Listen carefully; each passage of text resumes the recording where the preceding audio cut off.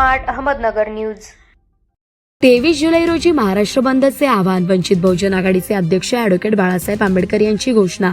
दिल्लीत शांततेने आंदोलन करणाऱ्या विद्यार्थ्यांवर झालेल्या अमानुष हल्ल्याच्या आणि लाठीचार्जच्या पार्श्वभूमीवर त्या विद्यार्थ्यांच्या समर्थनार्थ आणि पोलिसांच्या या दडपशाहीच्या निषेधार्थ वंचित बहुजन आघाडीने 23 जुलै रोजी महाराष्ट्र बंदचे आवाहन केले. त्या आवाहनाला प्रतिसाद देत वंचित बहुजन आघाडीचे पदाधिकारी बबलू सोनवणे, अनिलजी वाघेला साहेब तसेच राकेशजी शिंदे, सागरजी चांदणे, दत्तात्रय भोसले, बिरू माने, बाळू कांबळे, लक्ष्मण चांदणे, जय सोनवणे, संतोष क्षीरसागर, विशाल सोनवणे, प्रशांत बनसोडे, आकाश धनवडे, चंद्रकांत माने, बच्चन सावंत व कार्यकर्त्यांनी 23 जुलै रोजी वालचंदनगर बंदचे नागरिक व व्यापारी यांना आवाहन केले.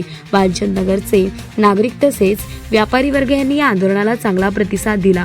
वालचंदनगर येथे शांततेत बंद पाळण्यात आला व विद्यार्थ्यांवर झालेली अमानुष लाठीचार्ज तसेच जंतर मंतर दिल्ली येथे घडलेली घटना अतिशय निंदनीय आहे असे मत गावकऱ्यांनी व्यक्त केले.